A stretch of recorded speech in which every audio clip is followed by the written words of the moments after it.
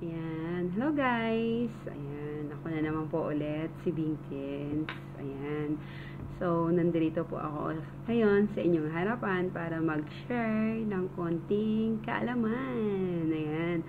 So, let's break the ice and keep on learning. Ayan.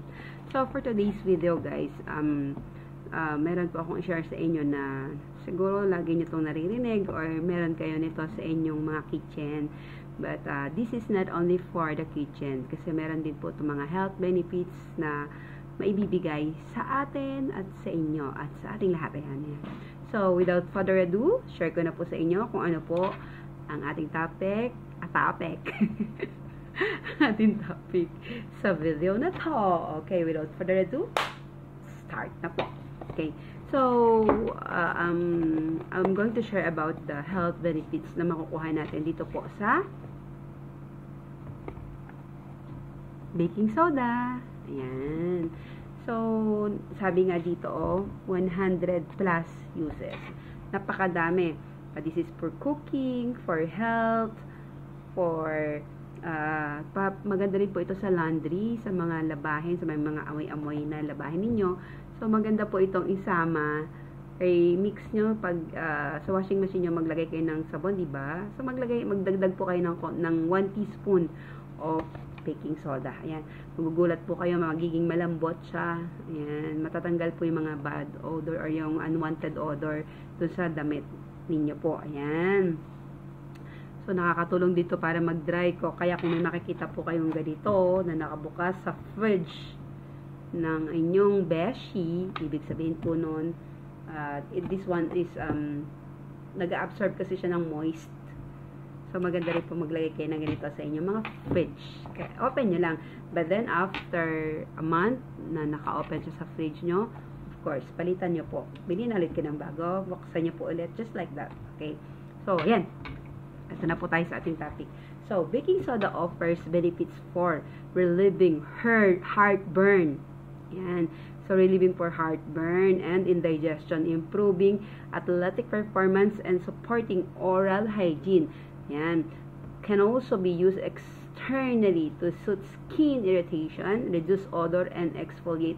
Actually, ako, gumagamit din ako ng netong baking soda. Mini-mix ko po siya sa water lang para siyang paste. Yan. Scrub ko siya. But that is once a month lang, ganon. And even sa underarm, yan. Ginagamit ko din po siya pang exfoliate. Yan. Okay. So, yan, balik tayo sa health benefits. Health benefits nitong ating pong baking soda. Heartburn and indigestion is an antacid. Baking soda neutralizes stomach acid to provide temporary relief from her heartburn and sour stomach. Actually, to guys, mix nyo lang siya, just about half teaspoon sa mga 4 to 8 ounce ng water.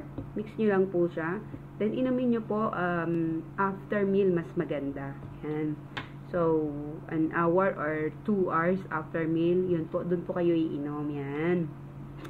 Athletic performance. It may improve muscle endurance by reducing acidity in muscle during high-intensity exercise. Ayan. Kidney functions. So, ito isang medyo sensitive, but this is effective. Actually, kasi po, ina-advise po ng doktor nyo, na, lalo na doon sa may mga kidney problem, ito pong uri ng na makikita po natin sa baking soda. It's sometimes prescribed to treat metabolic acidosis when the blood is too acidic in the people with chronic kidney disease. Ayan. Ina-advise po ito ng mga doktor. Ayan, guys. So, oral and skin benefits, as I said before, ginagamit ko din po ito. Me, myself, ginagamit ko po itong baking soda pang exfoliate po. So, sa mga uneven skin tone, yan, ginagamit ko po siya. Oral hygiene, baking soda can be used in toothpaste or mouthwash to neutralize mouth acid, reduce bacteria, freshen breath, and help whiten skin. Ayan, doon po sa may mga halitosis, pwede nyo po itong i-advise sa kanila. Skin soothing. A piece of baking soda and water can help soothe insect bites, oh, that's good. Stings, sunburn, and other skin irritation by reducing inflammation and itching. Yan. Exfoliation, yan, ginagamit ko nga to, as I said, as pang-exfoliate po.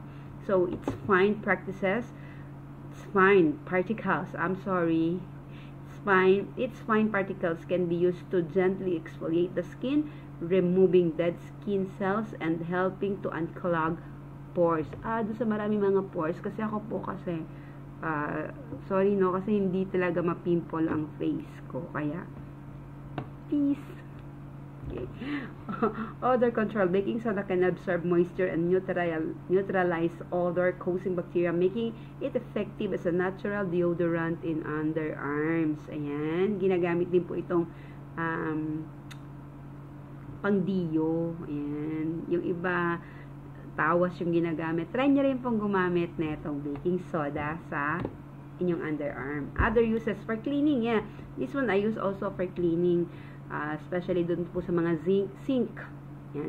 Naglagay po ako ng 1 cup of baking soda, then 1 cup din po ng vinegar, white vinegar. Okay? And lagyan nyo po siya buhusan nyo po siya ng mainit na tubig. Yan. So just leave it like that. Matatanggal po yung mga dumi-dumi and also bara, matatanggal din po sa zinc. Yan. Okay, cleaning. It is powerful cleaner for removing grease, grime, and smells from surfaces, and can be used with vinegar. Oh, this is the one that I said. Vinegar to tackle carpet stains. Ang bulol. I'm sorry talaga sa pagiging bulol. Okay. Deodorizing. Placing an open box in the refrigerator. This is what I said earlier. Placing an open box in the refrigerator helps absorb odors. Ayan. Okay, so ito po yung important consideration, no? Consult a doctor before giving baking soda to children, or if you have a pre-existing condition, as it may not be appropriate for everyone. Okay, avoid using baking soda during pregnancy due to the risk of fluid overload. Always use caution, especially on sensitive skin, and ensure the area is rinsed thoroughly. Ayan. So guys, kahit naman po talagang mga ini-advise namin, use it with precautions. Tayo po, alam natin sa ating sarili ang ating katawan, ang ating skin. Ayan. So, alam natin kung ano po yung mga kasama at makakabuti. At alam din po natin na lahat ng sobra ay hindi maganda. Ayan. So, kung may natutunan po kayo at nag-benefit po kayo sa video na to, lagi ko na lang pong nire-request, please heart, comment, and share po itong video na to. Maraming salamat po. Ako po ulit si Bing Tiens. To God be all the glory.